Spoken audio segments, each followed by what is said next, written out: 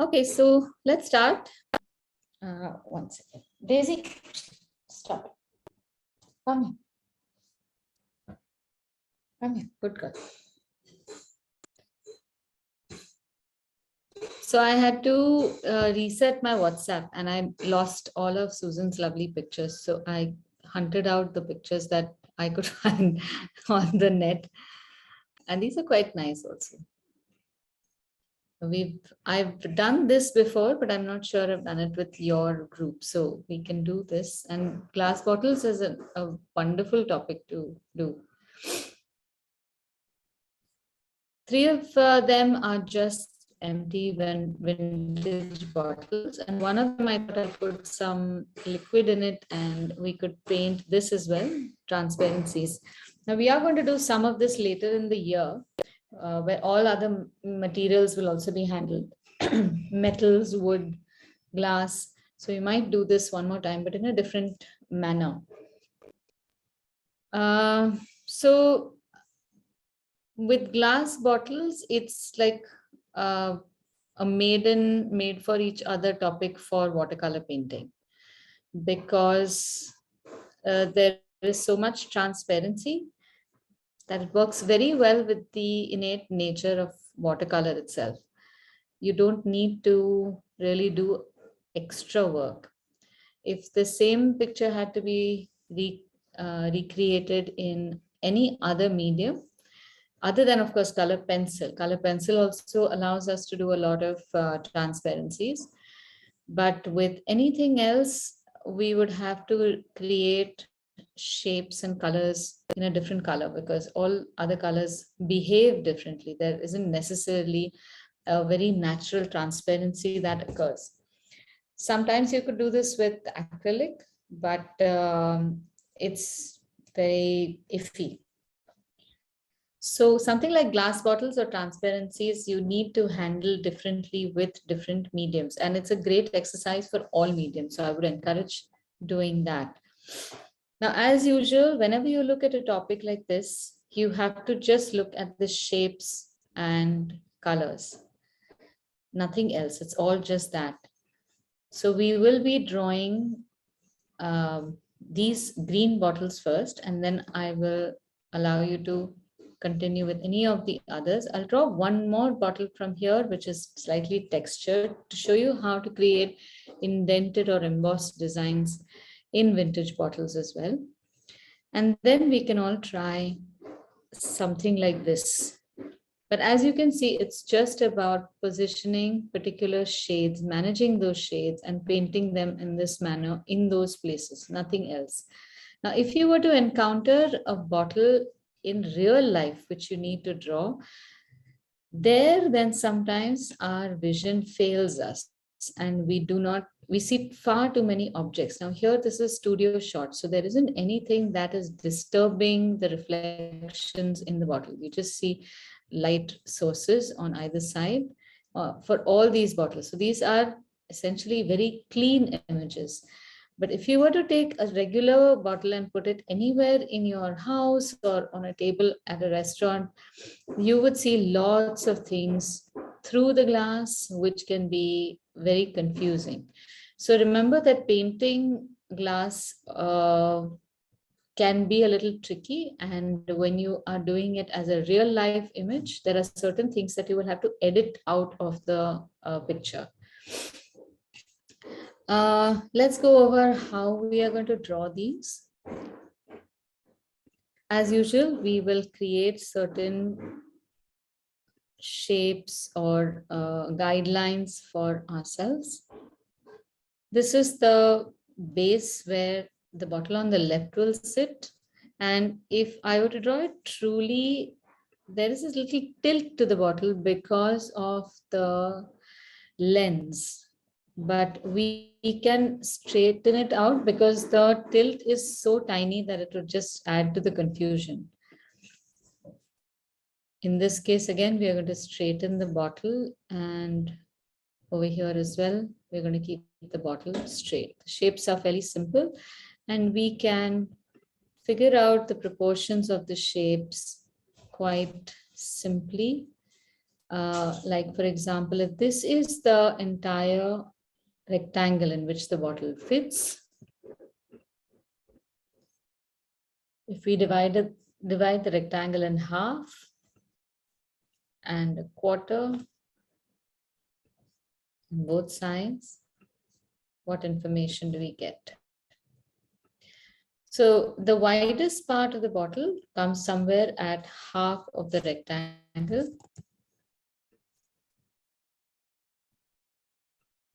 From where it starts receding down to a slightly narrow base.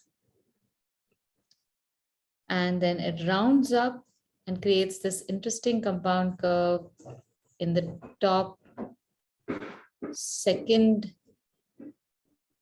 square, and then into a curve on the top. So it becomes a very narrow bottle.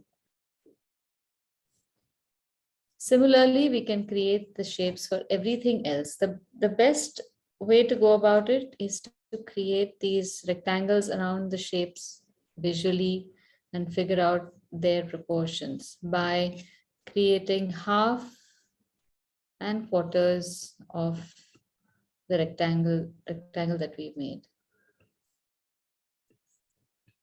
At least it gives us some idea, something to start with. So I'm going to make these, I'll take a picture of this and I'll share it as usual. So you can study them and draw. It becomes a lot easier with these guidelines. Now remember, when I'm drawing this half line, it is halving the rectangle, not the bottle. So this is like a regular grid that I have created around the bottle.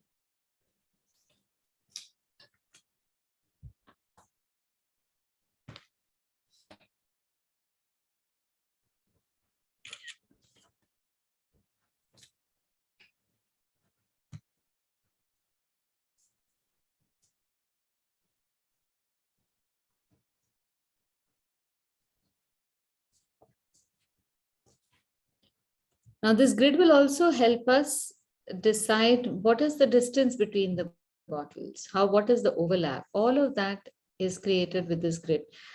So we start off with first just marking rectangles. Now even with the rectangle, always remember that there is a proportion to a rectangle. How wide is the rectangle as opposed to how tall. So in this case, it's probably like a 1:2 proportion for the central bottle. For the one on the left, it is pretty much the same, 1:2, or it could be a little different because one is much wider in proportion than the other. Of course, it's also because the neck is much wider than the first one. And here it is about 2.5 times.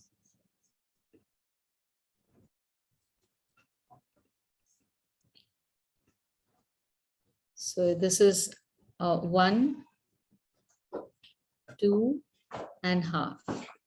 That is the proportion of the external rectangle. Is that okay with everyone? Okay, so I shall stop share and we can begin sketching. This is a great topic to also do a pencil sketch with. Huh?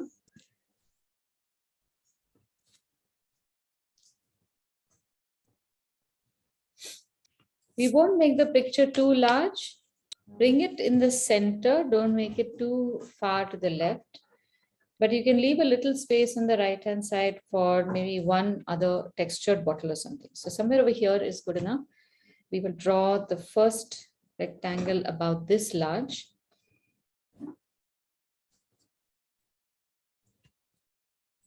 So you can draw the vertical line of the rectangle and then take a distance for half.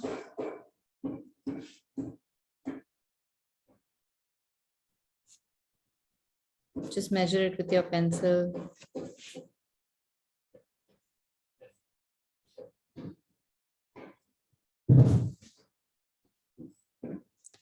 And like always, I'm going to encourage you to see the proportion for yourself. Don't blindly trust what I'm doing. And if you think that the proportion is slightly different, if you see it differently, try it out. And you could be right, I could be wrong. I have made mine a little wider than just one. So I've extended a little bit on the left hand side. This is a 2 by 1, but I have extended and made this the width of the box just a little bit more. I'm making the guidelines for this bottle first, and let's check with our picture if we've got the right shapes. This is still wide.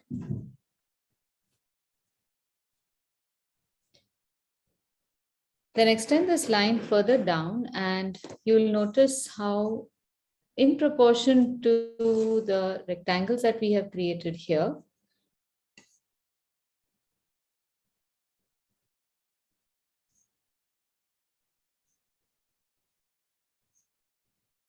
so in proportion to the rectangle we have created here, you will see where the baseline also is. That's over here. This is the baseline. So it's about half the height of the rectangle. This gives us the base position of the next bottle. That's here. And at maybe a little less than half of this will be the next bottle. So all the proportions are hidden somewhere over here. The next bottle will come on the right, slightly higher than the baseline, and the bottle on the left will be on the baseline. Its rectangle intersects the first rectangle somewhere on the left, but not half. It's half. It's left of half, and then intersects or goes beyond to the other side. About so much. So after you created the first guidelines, everything else informs you in relation to those first sets of guidelines. It becomes a lot easier. And that is how guidelines need to be used. You ought not to create a fresh new set of guidelines which work independent of each other for any other object. Everything just works in conjunction with each other, or at least it can.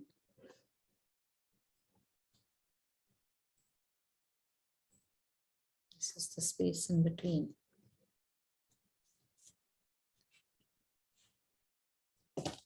I forgot to spotlight.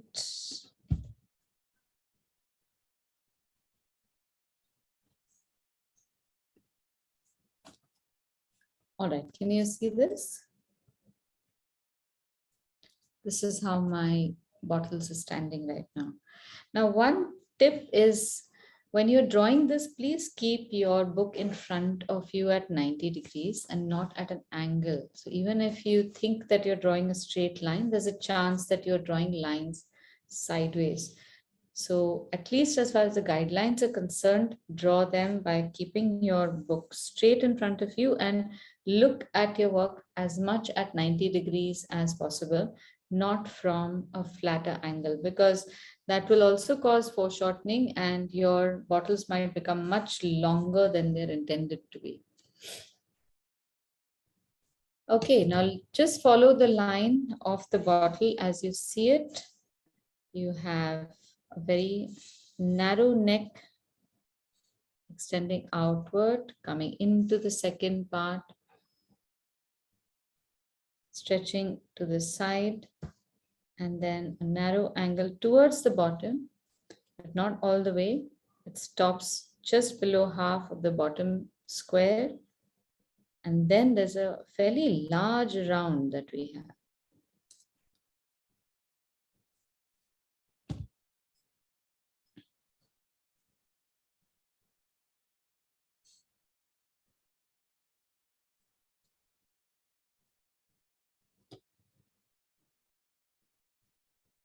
Now, because the shape of the bottle is fairly simple and we have drawn this grid, drawing identical shapes on both sides should be fairly easy. Just make sure that the bump on either side is on the same side, on the same height of on both sides of the grid. Your lines are straightish and the angle is a corollary to each other.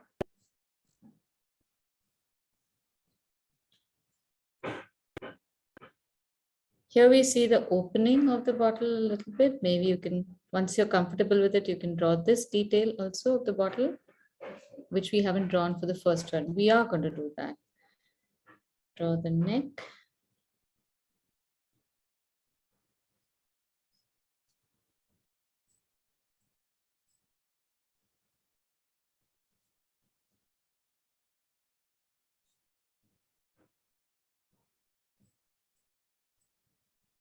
And at any point, if you feel like I feel the right side has gone too far to the right, make adjustments accordingly so that the bottle is shaped properly. You don't have to adhere to the guidelines more than just getting that shape right.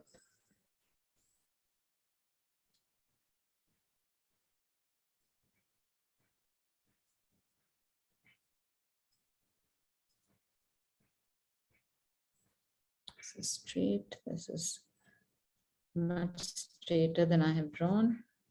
And then make a much rounder base than I would have.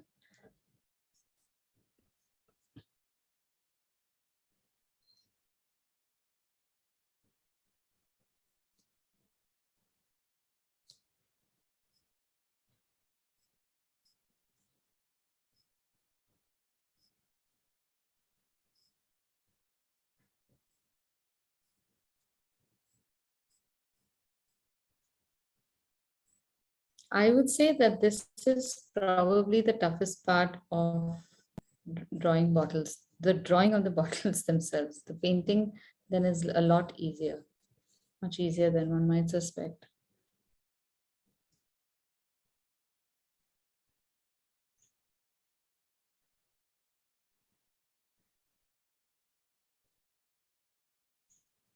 Now here also we have two materials. We have like a twine that is wound around the neck of the bottle.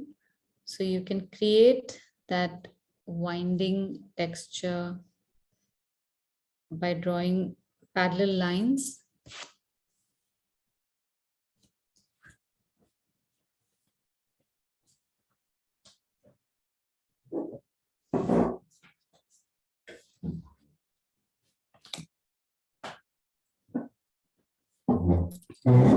And once you've drawn this, we can erase all the unnecessary lines. So let me know when you finish this drawing, then I'll erase the lines.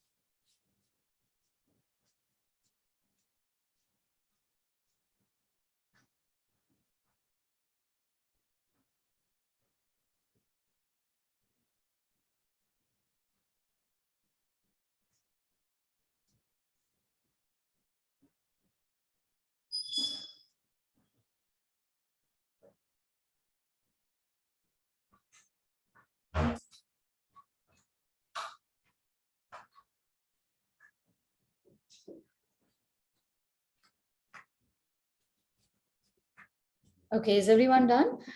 All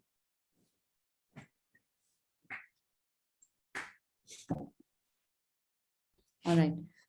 So I'm getting rid of all these excess lines so that we can create lines now for the other uh, parts of the bottle, which would be the shadows and the reflection. So once we rid ourselves of the guidelines, sometimes you get to see the actual shape of the bottles themselves also much better. I can already see that my bottle on the right has come a little too much to the right, but I shall leave it there.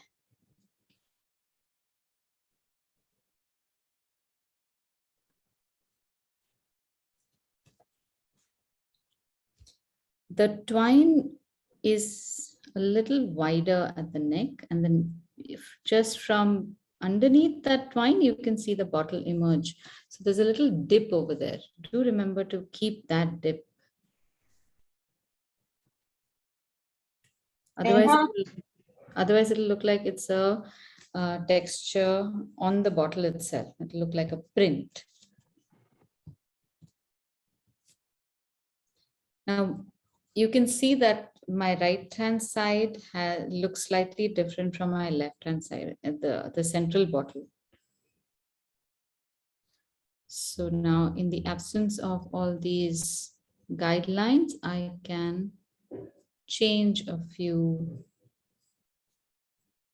lines over here and make the drawing more visually accurate.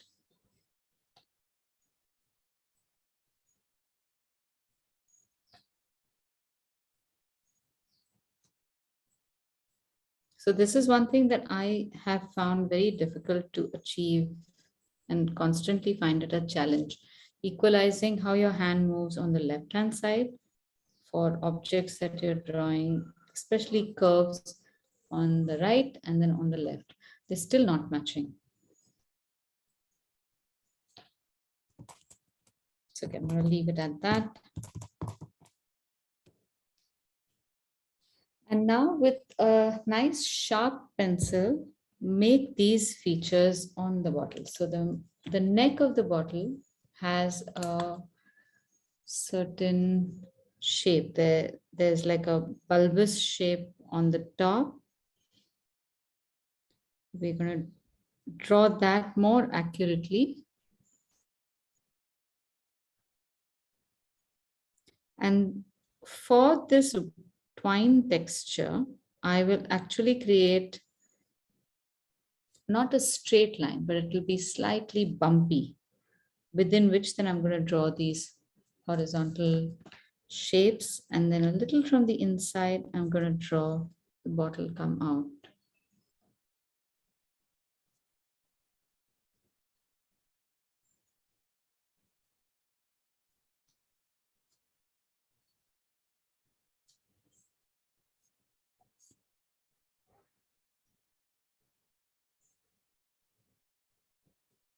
And there is a certain roundness on the bottle. You'll notice at the base, it's not flat. So remember to make them nice and round.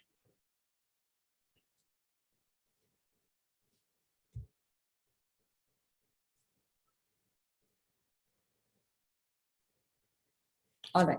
Now let's mark out the light and the dark areas. So this is a good exercise in just seeing where your shapes lie. So here you have a line that runs along the center-ish, comes straight down.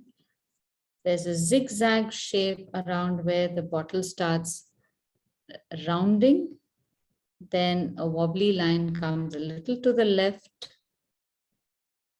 Can you see that shape? Just make that shape the way you see it till about here, and then it becomes a horizontal line like this. Now we are drawing this in pencil because this is like a study. We will be able to paint much better.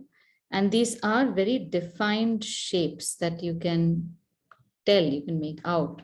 So it's fine to draw this even on a final illustration. But this is also one way to study glass, that you draw these shapes and then also shade. Then there's one light line that comes from the left, bifurcates into one thin sliver of a dark shadow on the left, and then to its right, another dark shadow. Now, once you do this with glassware that you can see all these shapes in, you generally start getting an idea of how glass works. And you can create more or less these kinds of shapes on all kinds of glasses that you make. Wherever there's a curve, the shadow and the light will also curve. Then we have a very sharp highlight on the right, a sliver of a highlight on its right,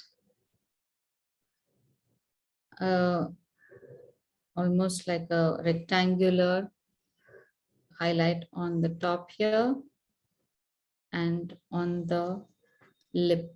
So the highlight also travels in this manner, and the shadows also travel according to the contour of the glass.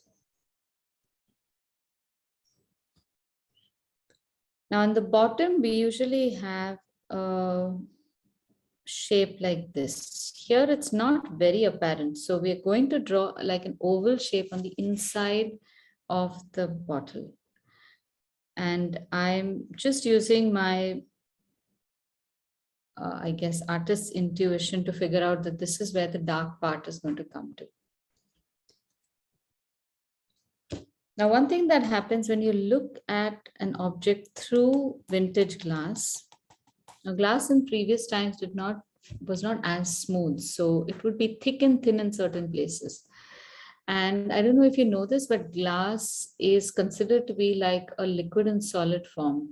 So antique glass actually starts becoming thicker towards the bottom. Everything starts becoming more and more compressed. It's like that material seems to be in slow motion being pulled down by gravity. So there are instances where they have taken out pieces of glass from old stained glass windows in order to restore the stained glass. And what they found is in the cross section where it could have just been a rectangle, the cross section has gone and become like this fat piece at the bottom and slightly thinner on top. And that's where they figured that glass is almost like a liquid in solid form. Okay, let's do the same thing for all the other bottles as well. Here the highlight is more prominent, so let's make that.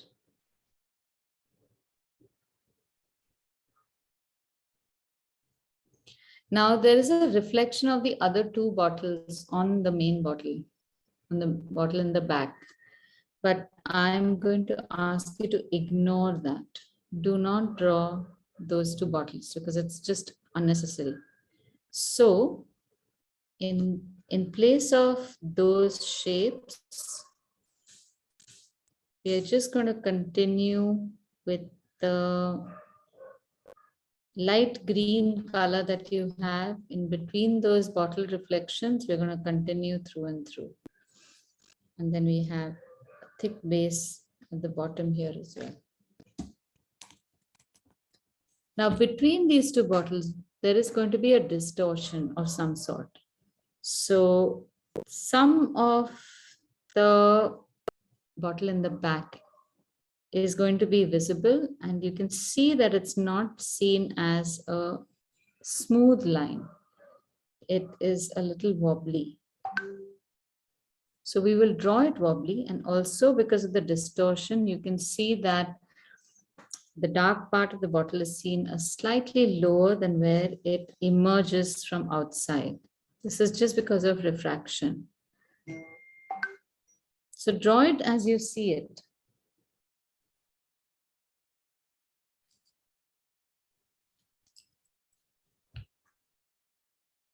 And there is a gap, there's a dark color over here. There's a gap between the transparent bottle from the back being visible through the bottle in the front. And there is this little gap.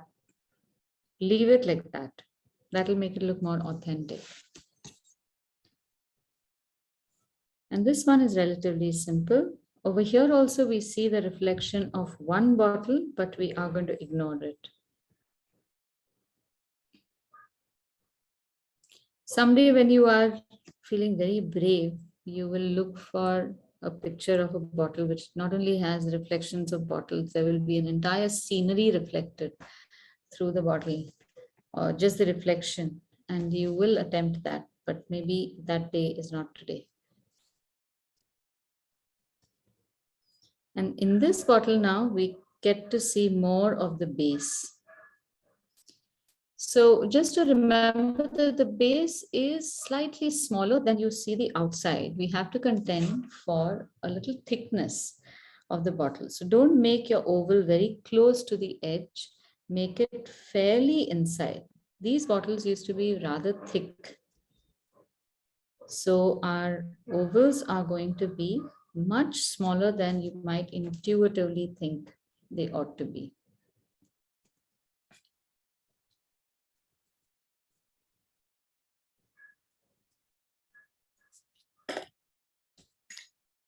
Okay, now if you can draw this, there's a very thin little reflection on the left edge. If we can make it in paint, we'll make that also.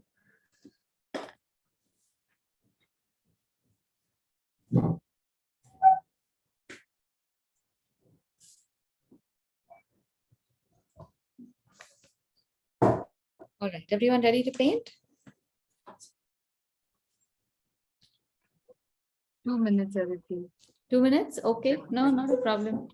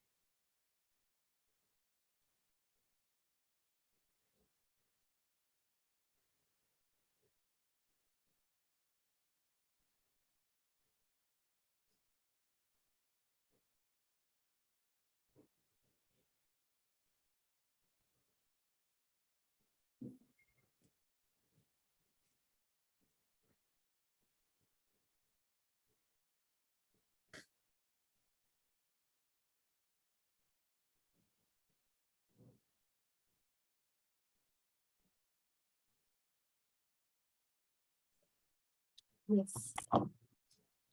Done? Shall we paint? All right. Okay, so now we just have to create layers and layers of these shades.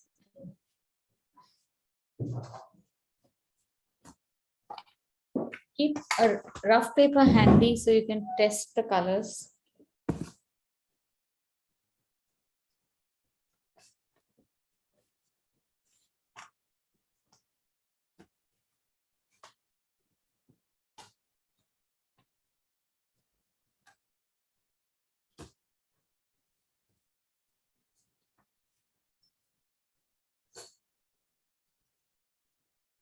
So I'm starting off with a little bit of sap green and a little bit of raw umber.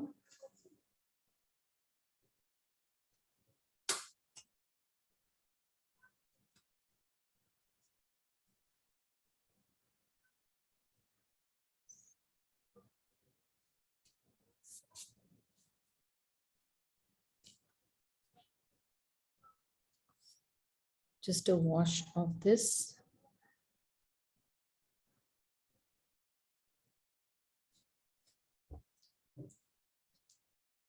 So this is going to be our base shade.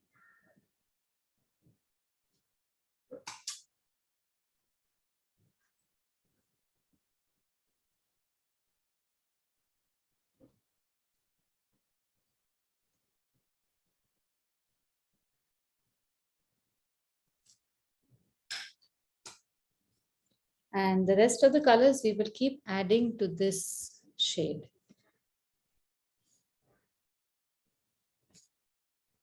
Now, when painting, remember that we have to paint with the tip in some places and flat in some places, with pressure in some places and without pressure in some places. So all those should be used. So start off with just putting some paint along all the lines. Leave the highlights unpainted.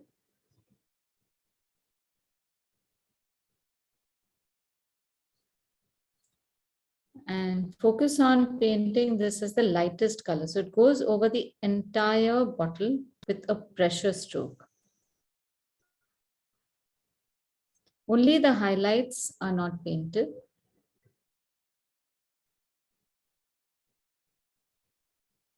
And if you keep it fairly liquid, then you can paint slow enough. You don't have to paint in a rush.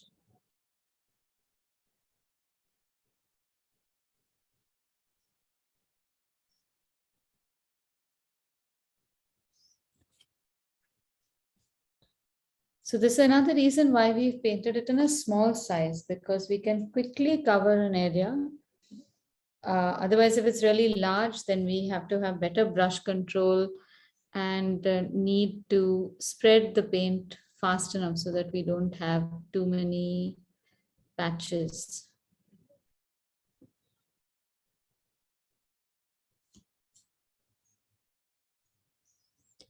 Now, even over here, if you can put a pressure stroke down, that will help.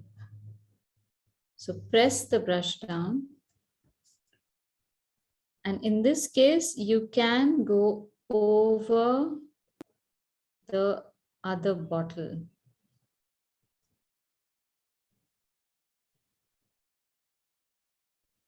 But again, leave the highlights untouched. Even if you're painting through the previous bottle, leave the highlights untouched. My bottle has become much wider. It's completely the wrong shape. I think everyone's bottles will have become this. Oh, I don't know. I can blame it on Friday.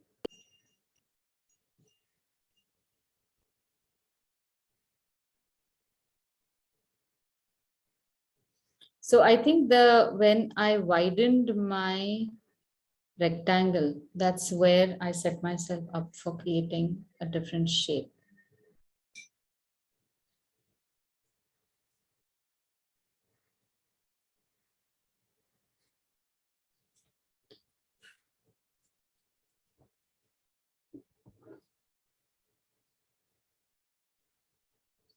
Now you don't have to use just one brush for all the illustrations. You can keep changing the brush size, but the colors will be more or less the same.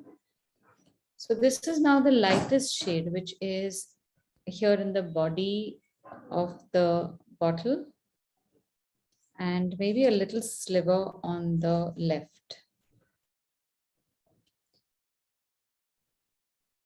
So there are two parts, there are two different shades on even in the body. So we can create that by adding an additional green shadow like this with a pressure stroke. So I'm creating additional shadow with a pressure stroke just in the bottom part of the bottle. And then with a damp brush, while the paint is still wet, I'm going to run it across the tops so that I don't get a patch there. Okay, I'll show it to you one more time. It's not there in the main central bottle, but I'm going to show you how to do this thing because it helps in creating a texture without leaving patches. So I want to make a slightly darker patch towards the bottom. I'm taking a very liquid paint like a wash consistency, pressing it down on the lower part. You can see how much it is flowing, but you can see that there is a very distinct mark on the top. So I will just wipe the brush on a rag, and with that damp brush, don't wash it. just even out the top part very quickly. So don't drag it too much. Let's try it again on the third bottle. It's not here. And this is something that you can do when the paint is wet. Mine is dry right now. That's why I'm getting that shape. And let it all settle towards the bottom.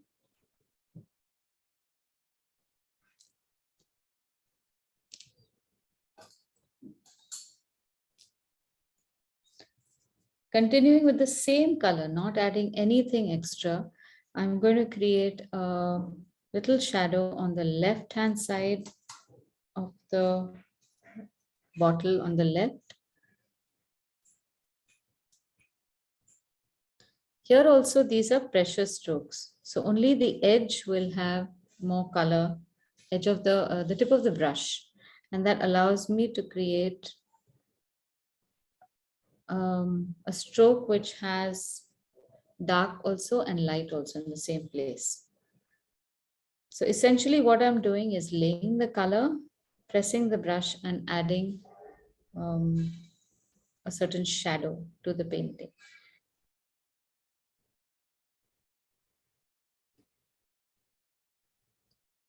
Now, if you are going to use just the tip of the brush, then you might find yourself in some trouble. But if you do it like this, if you keep your brush sideways and just press it sideways, you will be able to achieve better results.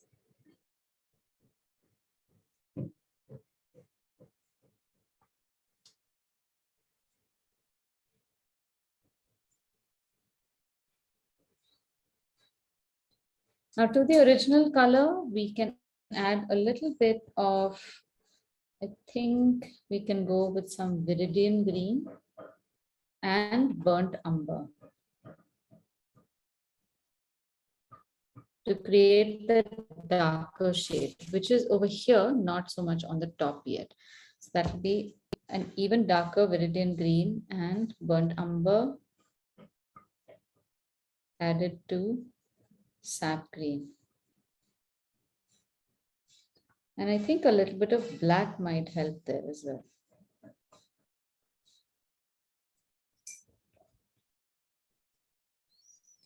So let me show you these colors. You have viridian green and burnt umber added to sap green and raw umber. And a deeper color of that will be this one, which would be viridian raw burnt umber and black.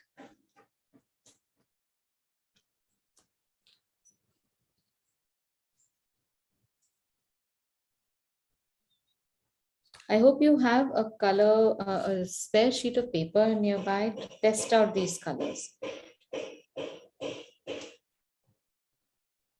All right, now just follow the line where you see the dark shade. And here now it's a little light on the left and a little dark towards the right. So we can start painting this in a nice sharp line on the left. It is fairly sharp towards the bottom as well.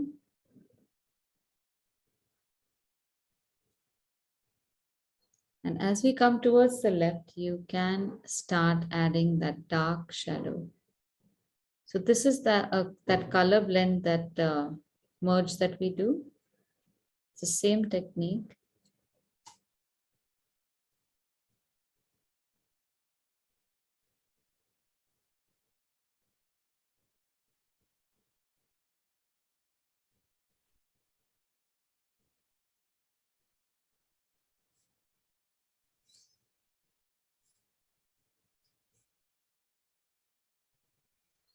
You can in fact add more black if you want as you go towards the side, because it is a very dark shade.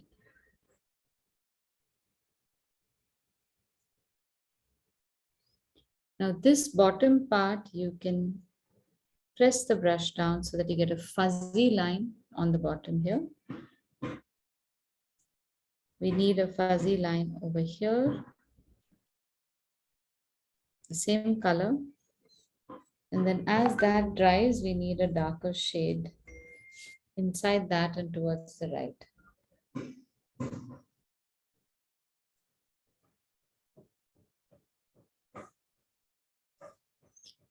So we will continue with this dark blackish shade in a small section over here next to the reflection and the edge of the bottle.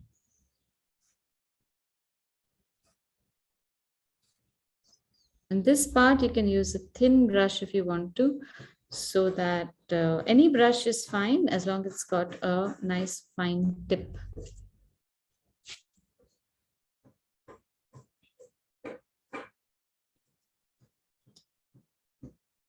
Same color on the left.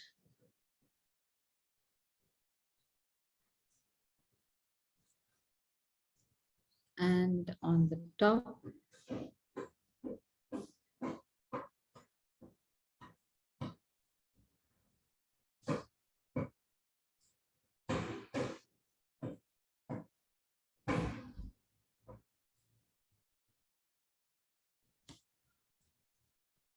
Now, whenever you have a small area, remember you can leave a few lines that are not joining. Those little lines will also look like there's a little bit of reflection over there. Looks quite clever. We can put a little medium shade over there also.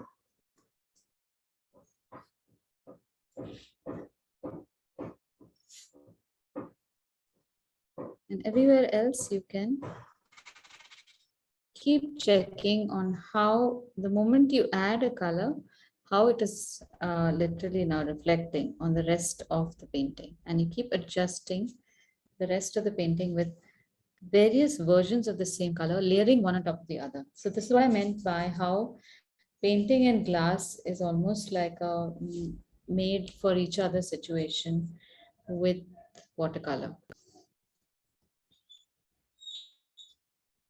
Now here I want to make a very dark base, but that needs to blur up a little bit.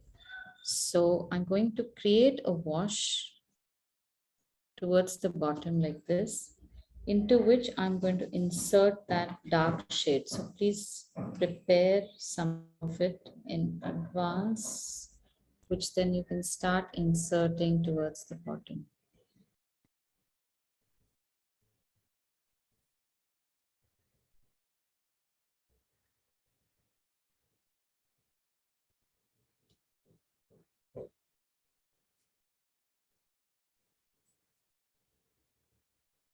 And if you can see it, there's again one tiny reflection at the bottom over here, which I will leave so that it still looks like it's glass.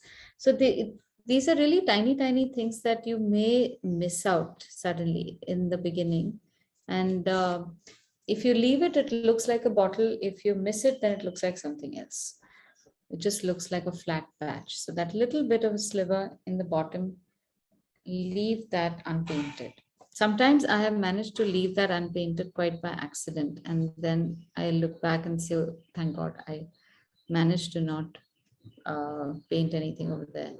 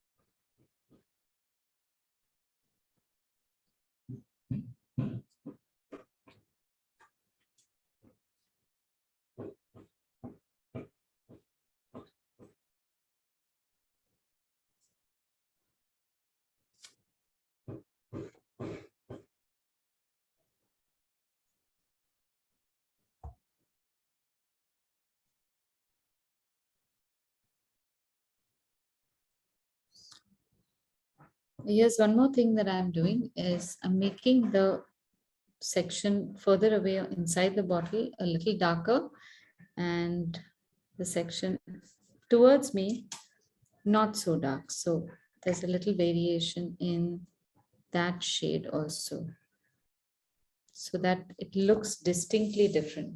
The base of the jar looks distinctly different.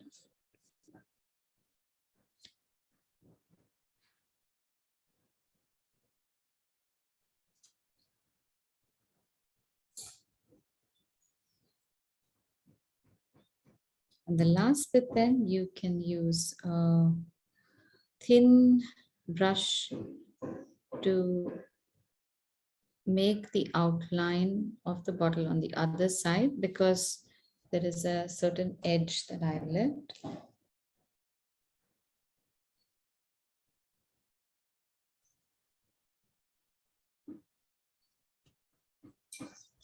And you can continue layering. Like over here, I can continue layering with a thin brush, making this slightly darker, even a blackish tone over here.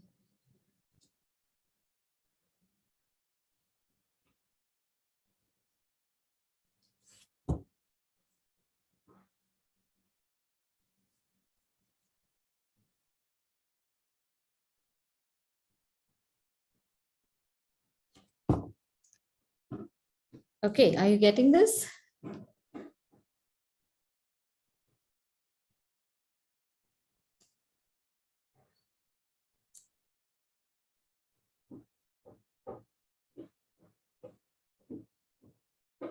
How's it going?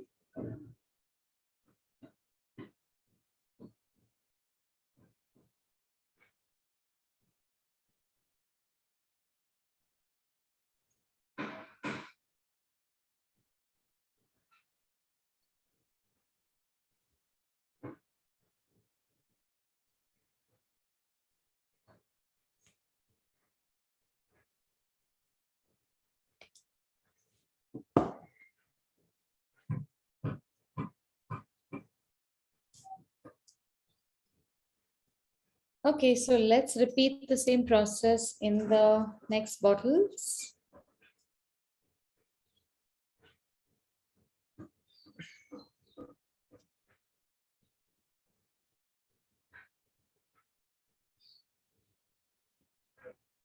I'm making the bottom slightly, this middle section slightly darker. And now that we have that dark color for the base, we can do this at, we can make that base dark at this stage itself.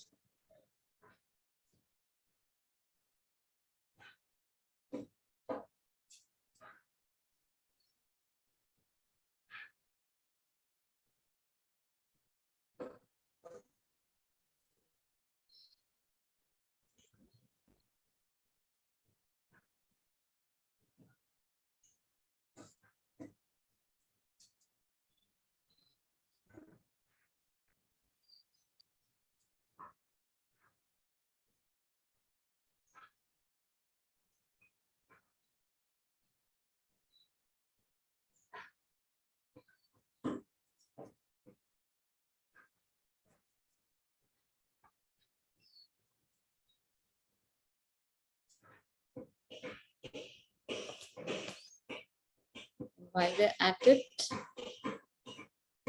you can also paint the top, merging with the bottom part of the bottle while it's still wet. So then you don't get a stark line of that.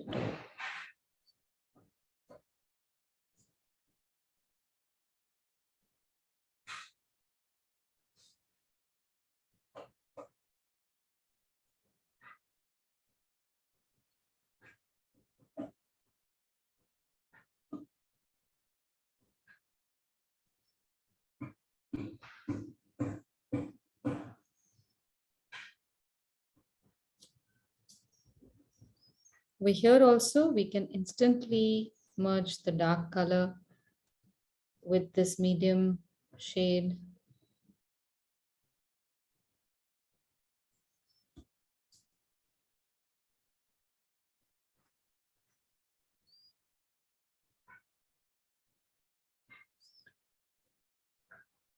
So once all your colors are ready, you can paint all of this in about 2 layers with a lot of wet on wet happening.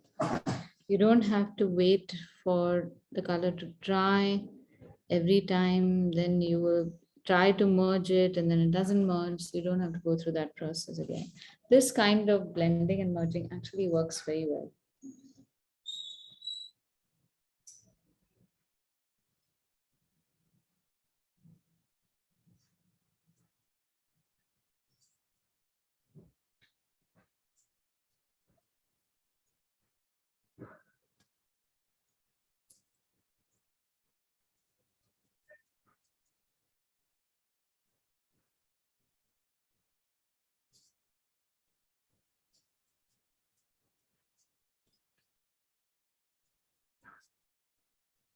Is everyone doing okay? There's no sound, no peep.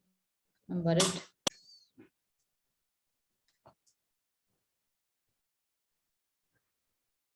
much concentration, Aditi. I hope so, yes. I hope nobody's abandoned it. My fear is always that when there's no sound and without the video screens, it can be anything.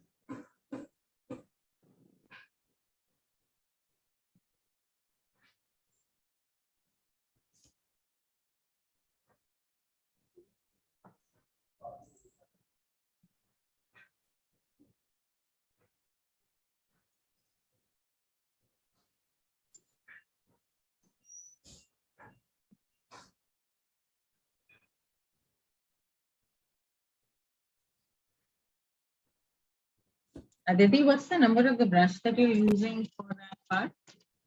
This one is, I think, one. But you can use a thinner, like a 0.0 and what am I saying? 0 or 00 also. Okay.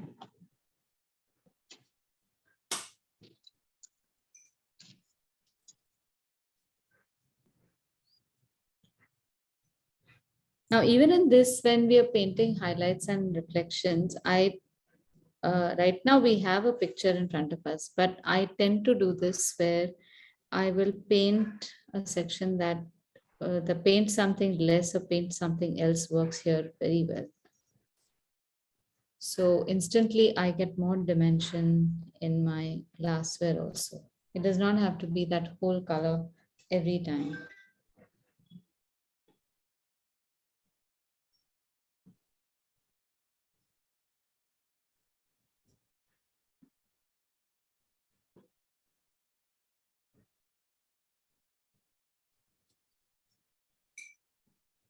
And also another thing I wanted to ask everyone is, if do you press the brush when you are painting frequently enough?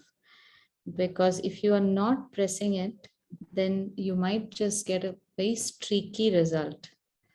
So in a place like this, where now I'm putting a second color, press it down so that the middle of the brush usually has very little paint. So it just gives like a very smooth finish where you don't need it to put in too much paint. It can give that smooth finish, which otherwise you might not get if you're painting just with the tip.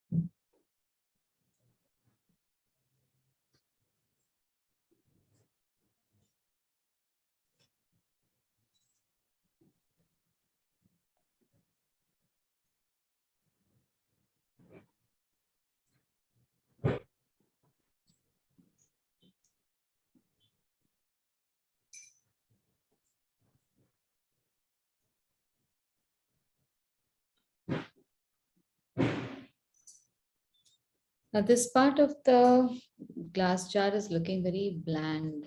And because we are not drawing the reflections of the other two bottles, it might look very boring.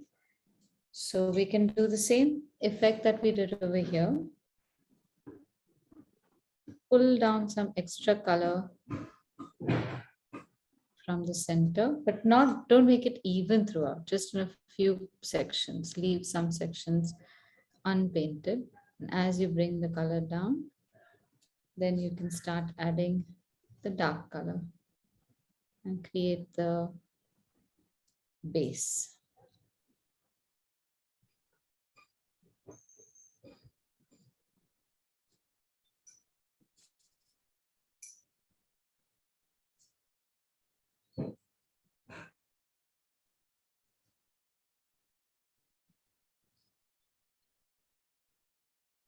And some places, like right now, at this point, I'm using a lot of black.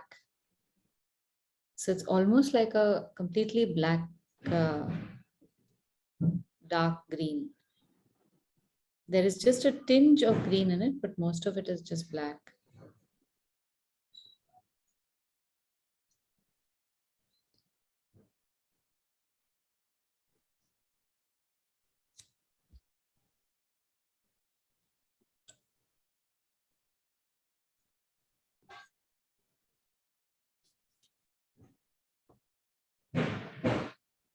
Now the same color I can use on the side now, so that the blackness of or the darkness of the green starts equalizing.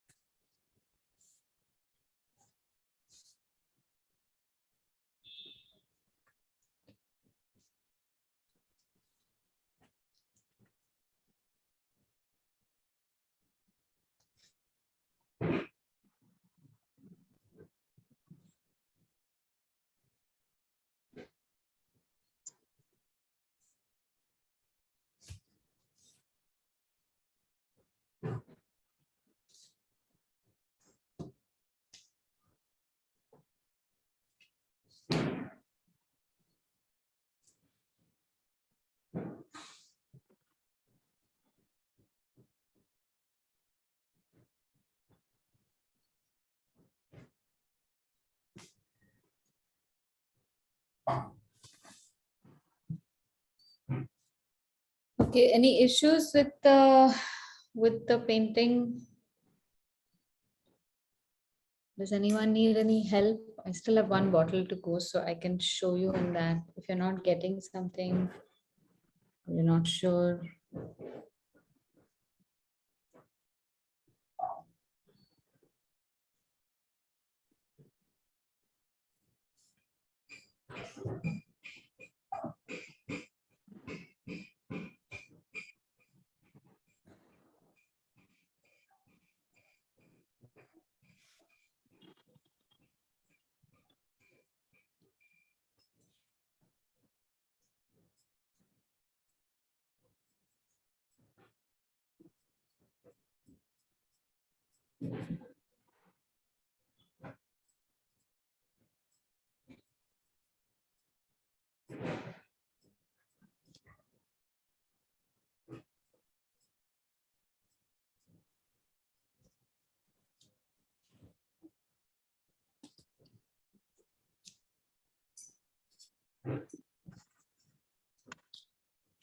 Okay, so let's continue.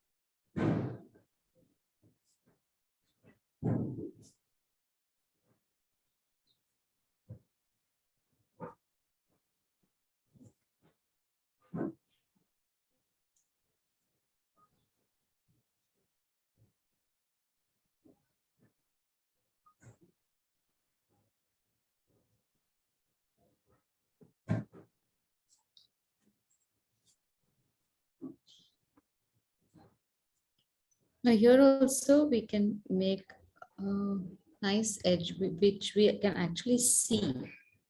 But to leave a gap between the base and the edge, even if it's very subtle, leave that gap because there's always some thickness of the glass involved.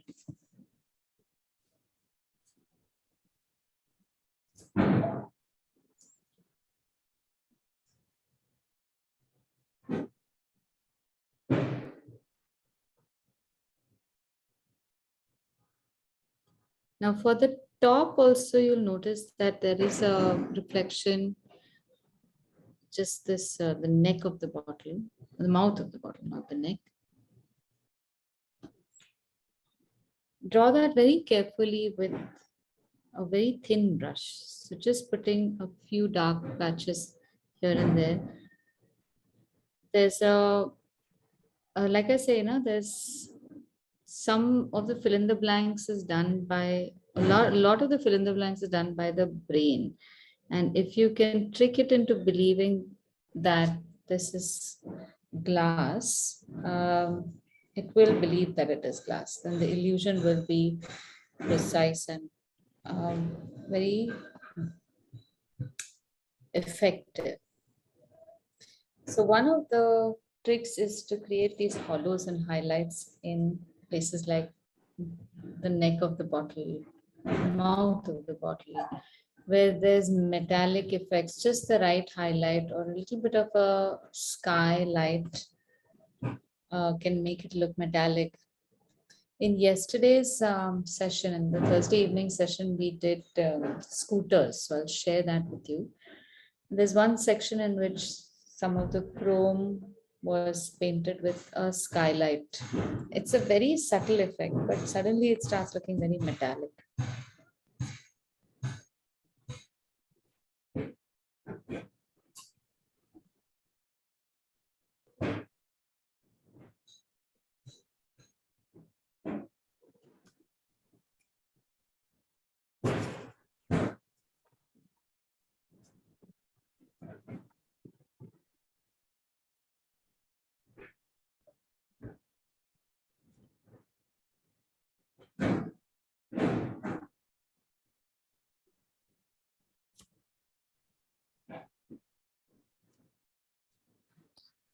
All right, now for the neck, we have this very light cream which you can create using possibly, um, don't use just a plain yellow ochre because it's rather yellowish. So you can dull that down by using a little bit of burnt umber. So you will get a dullish yellow shade that works better.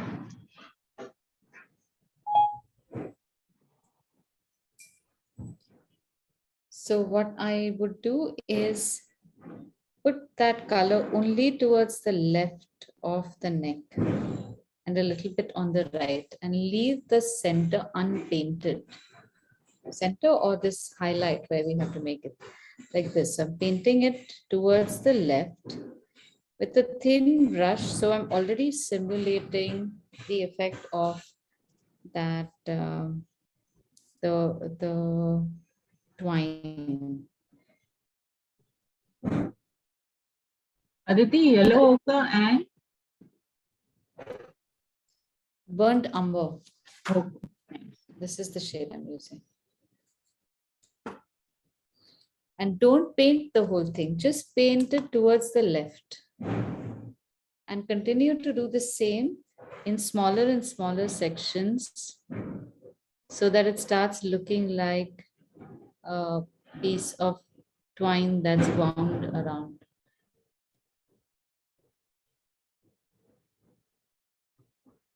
So while in the photograph, we see the color of the twine, even in the highlight. In our picture, we don't have to have that because we want it to look more like a highlight, right? And then from the other side, you just take the darker shade, which would be a plain burnt umber or something, and complete the shape like that.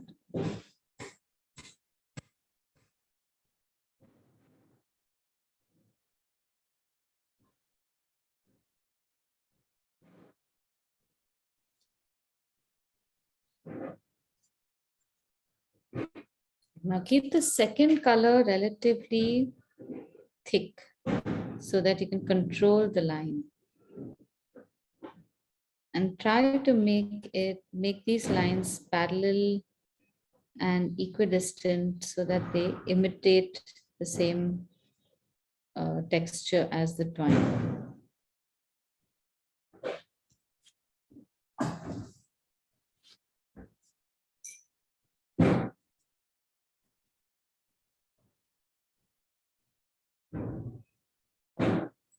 And even with this, you can go really dark along the edge where the twine touches the glass bottle, but don't make an outline through and through.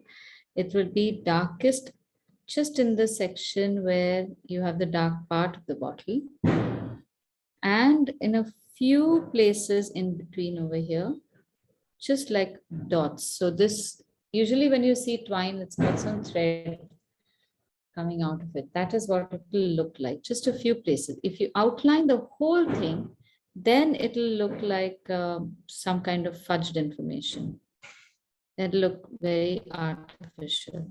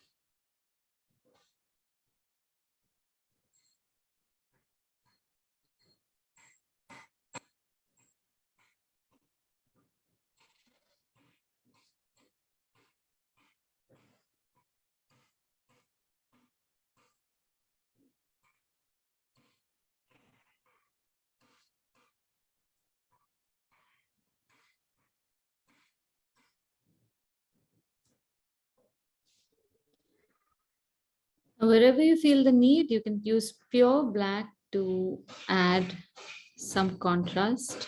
A few places where we have dark shadows.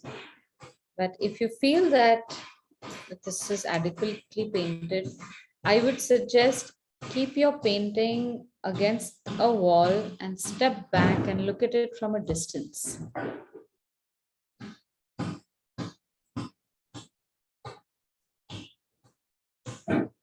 Now we can make a shadow at the base also, and we can make it in our typical cerulean blue, or you can make it in gray. I'm going to try making it in blue.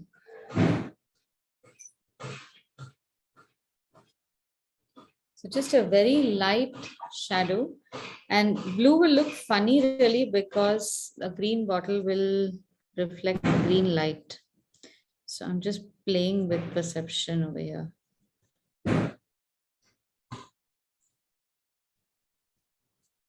Let's wait and see how my blue shadow looks. And then you can decide whether you want to make it blue or a grayish green.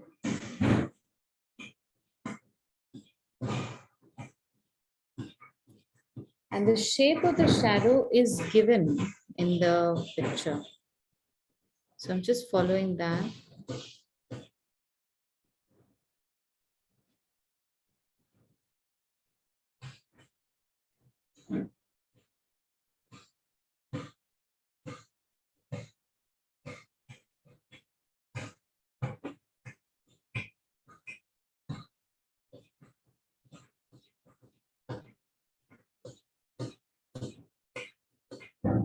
There is a little bit of green in my brush, so it's showing as a little bit of green also.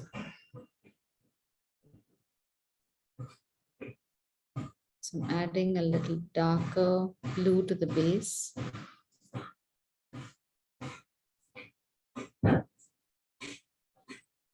Yeah.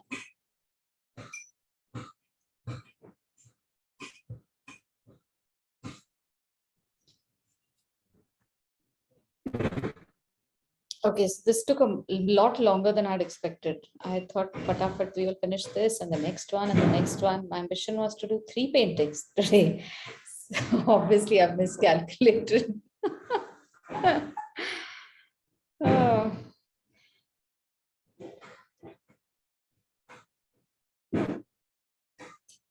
But if you have the energy and patience, we can try making one of those blue bottles, or maybe I could demonstrate and then you could do it at a later date so that you can see how a quick sketch is also possible.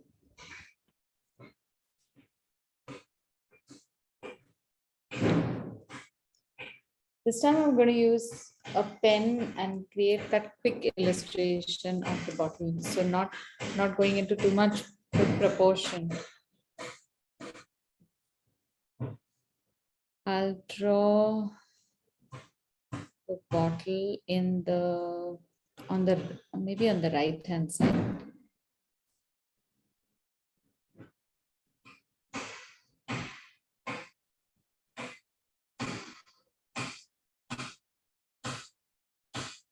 So I'm creating a silhouette of that bottle with a few lines of the texture.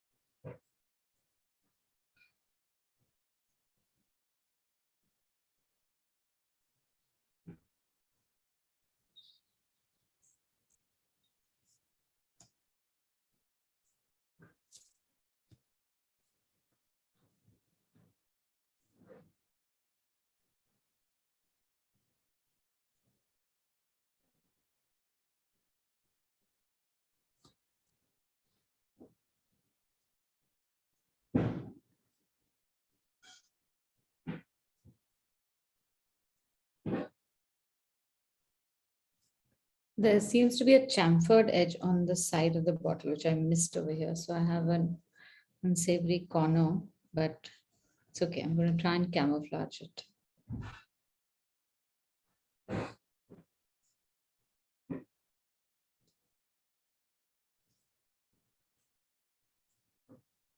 So even with such a uh, quick sketch, we can create the effect of glass with the same kind of technique that we have done for the more refined glass.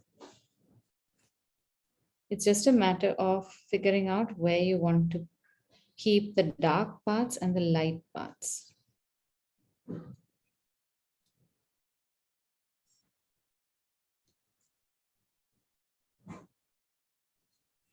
Now there's a design over here which you can draw in parts. Always a broken line for design in glass. So you don't draw the whole design, just indications that there is some kind of design. So even the See, video circle, is blurred. Can you oh, is focus? it? Oh, okay, okay. Yeah. Right. So what I'm doing is drawing this design like as if it were rough work, and deliberately not drawing all the lines because we don't see all the lines. We see them only as a few lines here or there, and then we can create our own design in our own heads with that much information, right? So that is how you draw the design as well. And if you can do the drawing part of it, then the painting is relatively simple. I'll just use a mix of cerulean blue and ultramarine blue for this and follow the same process. And you don't even need to make a very nice, clean blend of all the colors. You can blend them as you go along.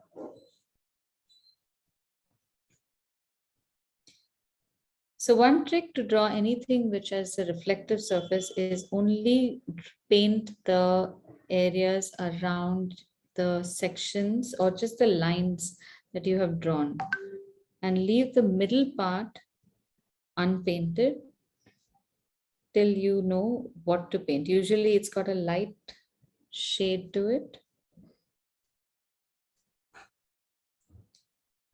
Then each of the faces will have a different kind of light reflecting. So on the left, it's very light.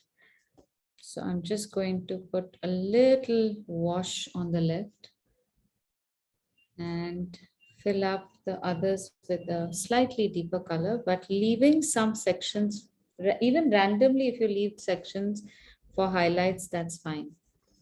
And then paint the rest of the bottle with spaces in between. So just like this. Your design does not have to be accurate.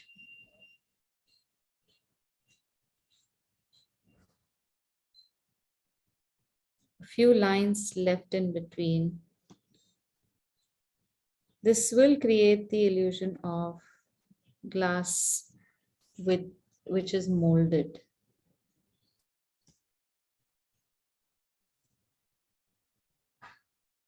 So what you need to keep in mind, only thing is that manage the consistency of paint. So in some places, if you have a very dark color, that will denote a shadow. So unless there is a shadow, it will be creating misinformation. But the shade can be anything, as you can see. The two colors are not homogeneously mixed, and yet it doesn't seem to make a difference to my painting.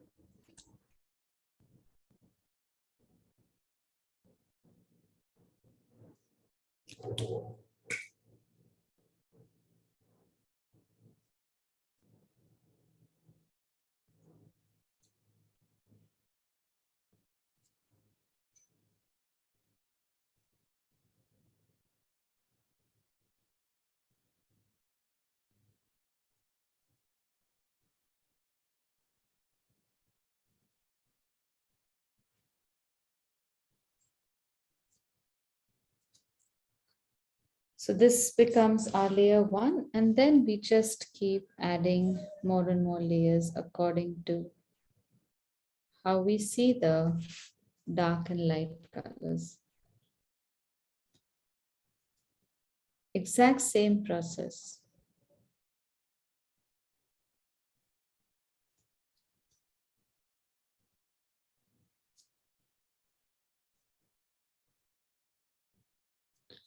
So if you can just be free with your brush, don't restrict and don't feel compelled to make very exact lines, you will be able to create this.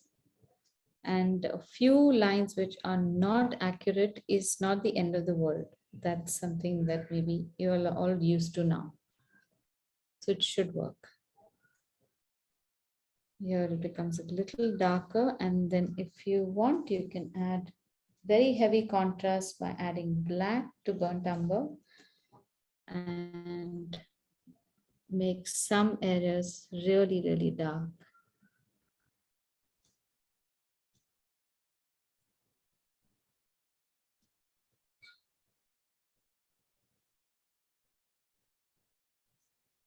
Aditi, did you say black and burnt umber? No, no, sorry, I meant black in ultramarine blue. Ah, okay. I was Yeah. wondering if I.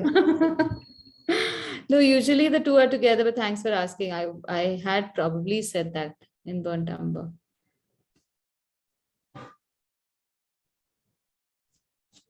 Even the cerulean and ultramarine, you didn't mix them, right? Alternately, you have dipped. Yeah, I'm just dipping into whichever I feel I need at that time. So sometimes like this, and then a Okay. quick swish, very organically.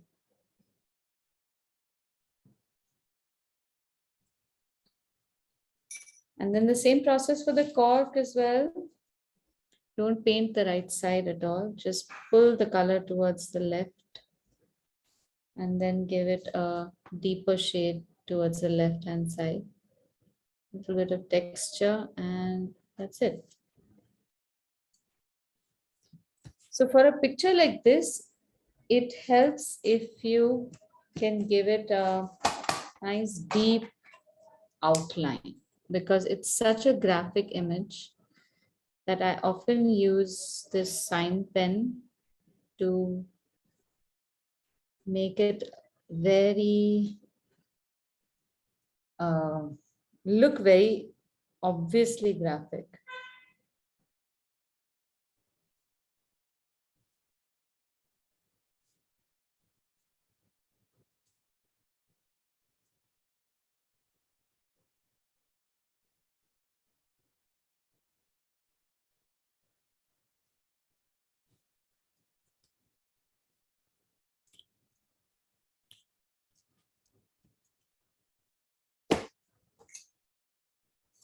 Now even here I can continue to make it deeper and deeper. Over here it's quite flat right now, but we can use a thin brush and make more lines. But so long as you don't overwork the whole bottle. Now in this case, I'll just make the color slightly deeper on the right hand side as is seen in the picture, not so much on the left.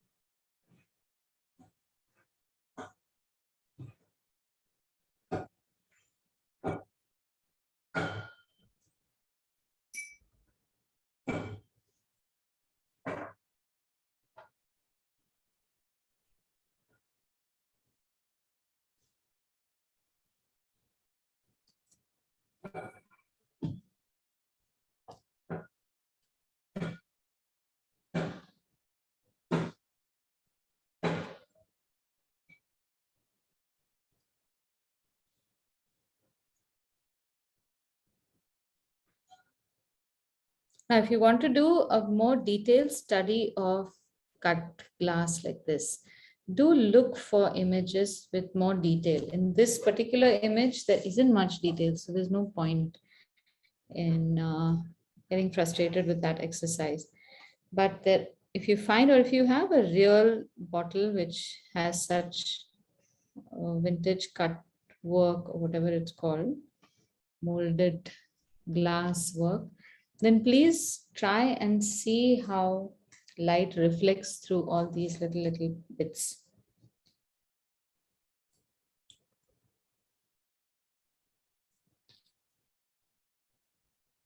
And for the fun of it, if you want to, for today's class, we can do a glazed effect on our title for the day. Make very light washes for your letters and overlap them to create transparency.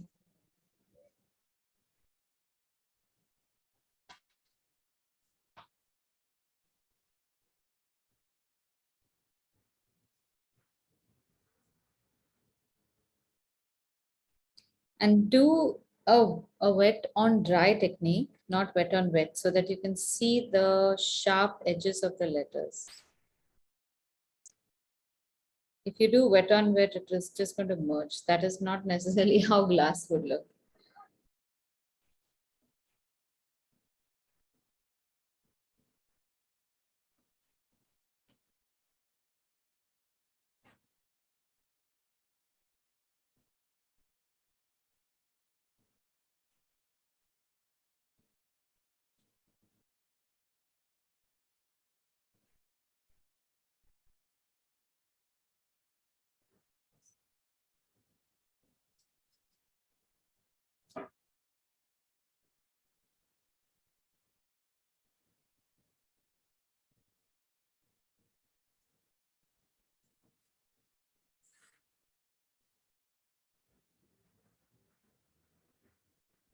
I've been impatient.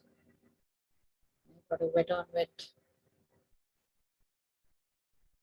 I'm going to wait for the last S. That looks nice.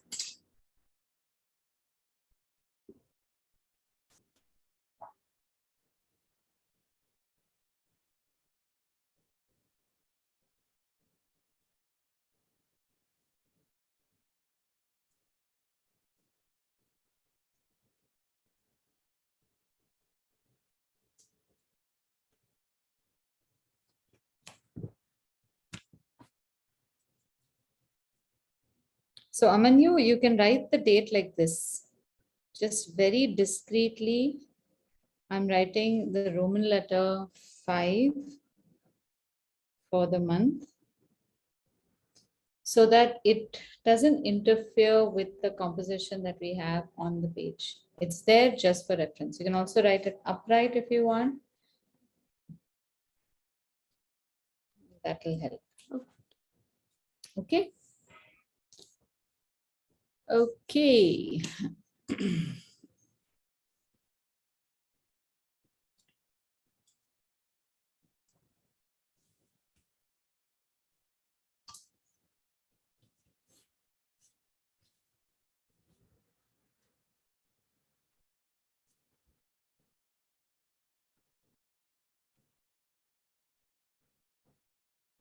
Ah, nice. Looking good, Varsha. Turned out very nice. How are you? You're happy with it? Yeah, I'm happy to. Really happy. I'll add a little contrast after this class. I was watching. Okay. Show it again, Varsha. Oh, wow. Beautiful. I didn't Turned know out I could good. do it. I was so scared, you know. In This is between, I always a yeah. surprise for me also. I managed to do such a good job. Good.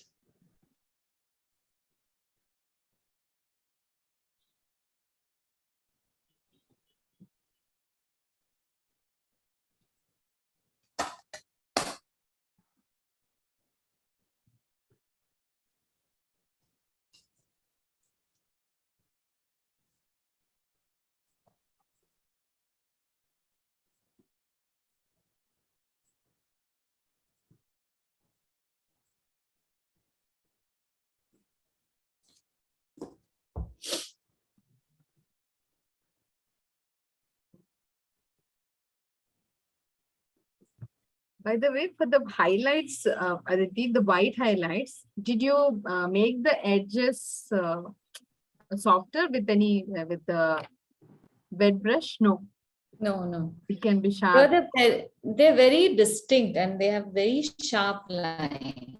Okay, so we can. You need to, in fact, for certain very shiny objects, the highlights have very sharp edges. So that is one way you can tell what kind of material it is. One, I mean, not you can tell, but this is how the brain can figure out. But when we start drawing it, that's when we have to pay attention to what is happening with the edges. So if we soften the edges, then this object will look like it is textured.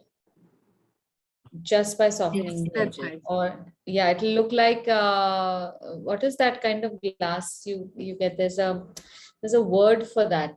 Uh, it looks like it is sanded. You don't see it through, you know, that kind, Yes, like yes. a matte effect. So metals, glass, sometimes if you want to even show that like a shoe is well polished, you put a very sharp edge. Apples, because it's got a very shiny surface. All of them have very sharp edges on the highlights. Okay, so how's everyone doing? Should I wait? Oh, good. Okay, Ritu is making the blue bottle also. Oh, fabulous! It's looking great. Very nice, Ritu. Yeah. Not so happy with the green bottle though. I think I end up missing out the highlights. Is it okay? Can I have a look again? Can you No, see? I think there are enough highlights. Maybe you need to add more contrast. So some of the right side edges you can do with a slightly darker shade on those sides. But otherwise, I think it's looking fine. That's what I Okay. say. Now put this away from you and look at it from about 10 feet away. You will start seeing it as transparent bottles. When you're looking at just your work, you don't see it as that. And when you're seeing mine, you're seeing it through several lenses. So suddenly all its imperfections are removed. I can assure you that there are lots of blotches in my painting. I just get away with it because this is online.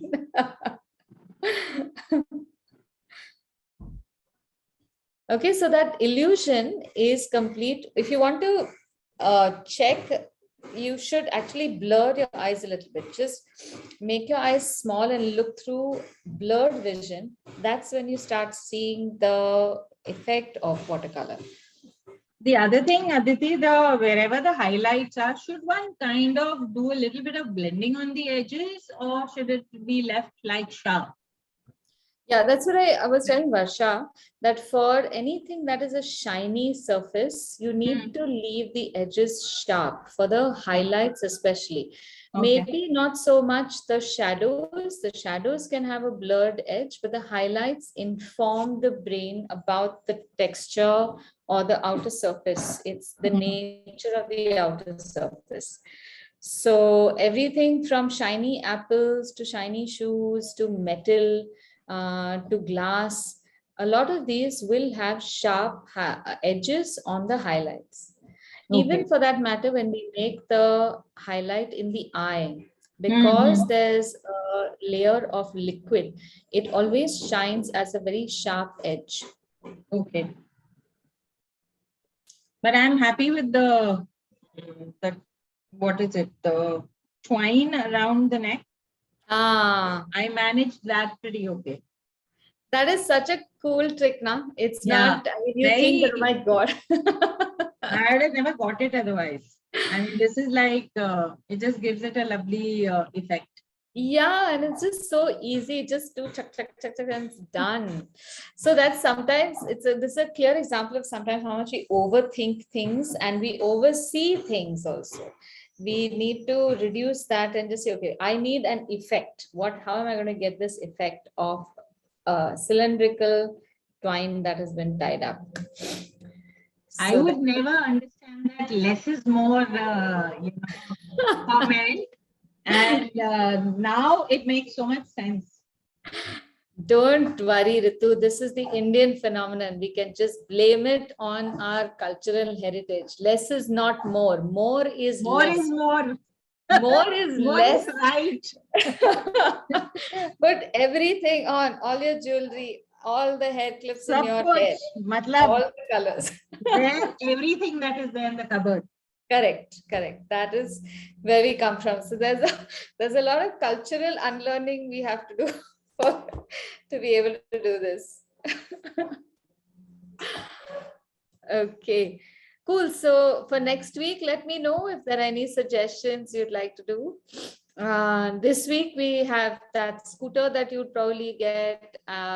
What did we do this morning? Also, we did something very interesting. Yeah, so a bunch of stuff. So if there's more things that you want in terms of artifacts, we can do that, or we can do one session for recipe illustration again. So if you think that in the coming week you would like to spend some time and make one recipe illustration, then we can just do a little bit of troubleshooting for the recipes also, so that you can utilize the next week to finish it up and send it across. I'm hoping that everyone sends recipes. Don't try to sneak out of this assignment with one excuse or another. You know that we have done recipes in the 1.5 hour that we sit in class. So we just need that much time spread across a week. Very nice. Superb. Very nice, Susan. Looking great. I have completely to keep up. Susan, I will continue the please rest us all of follow. the recording. Even one more look at it, please. Beautiful. Lovely. Awesome. Very nice. Lovely. Cool. All right. So then I shall see you next Saturday instead of Friday from 2:30 to 4, our usual time. All right. Bye, everyone. Bye. Thank you. 19 inches or centimeters by 24 for the recipe.